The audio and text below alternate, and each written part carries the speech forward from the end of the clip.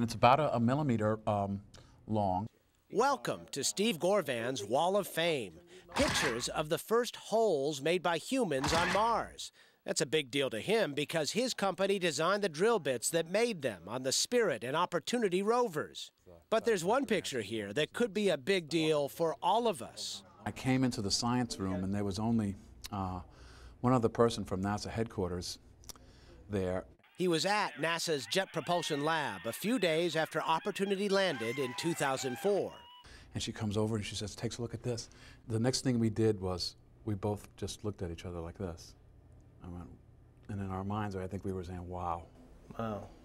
Now, I'm not a scientist. I just play one on TV. But that sure looks like a little worm to me. Or is it a rotini? Look, what occurred to me, of course, because I'm an engineer and I can say this, is that we were looking at a fossil. Alas, Opportunity is not equipped to study fossils. Lacking any other options, the science team ordered the rover to move on to the next rock.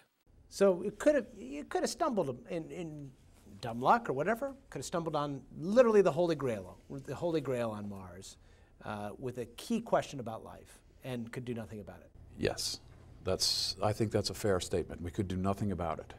Bummer. Pictures by themselves at that sort of scale will never really be convincing evidence of life. We need more direct chemical and biological tests. Astrobiologist Chris McKay would kill for the chance to conduct tests like that on Mars. He spends much of his time in some of the more life-forsaken places on our planet. I found him in Chile's Atacama Desert a few years ago. The idea? Draw the boundaries of life on Earth so we can better understand where to look for it out there. So let's assume for a moment Steve Gorvan's rotini worm is indeed a fossil and is proof of a unique strain of Martian life. Then what? Leads me to the conclusion that life is common in the universe. If right here in our own little solar system, life started twice, well, that means life is a natural phenomenon, it's happening everywhere, that what we see on Earth is not a cosmic fluke. If that's true, where are the aliens hiding in our galaxy? Astronomer Jeff Marcy is hot on the trail. He is the world's leading planet hunter. We're really searching for our own roots out there in the galaxy. He and his team have found about half of the 300-plus planets we know of beyond our solar system. Right now, technology only allows them to locate gas giants like Jupiter. But that will change next spring when NASA launches a space telescope designed to find other Earths.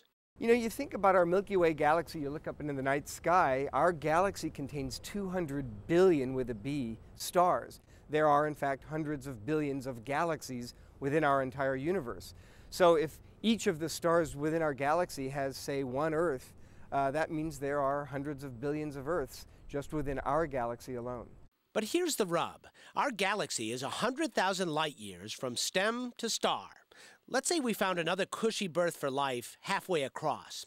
It would take 50,000 years to send the alien civilization a signal. Another 50,000 for a response. You wouldn't be able to tell a joke and have the punchline be given at the right timing. So for now, the scientific hunt for aliens is focused at the pond scum level in our celestial neighborhood. But it's a start. Perhaps we should send another robot to the site of Steve Gorvan's worm and take another look. You've got to have a lot more than just one little image from a hole that we dug a couple of years ago. But having said that, that could be it. I will admit that I often say, what the hell is that thing? Wow. Miles O'Brien, CNN, New York.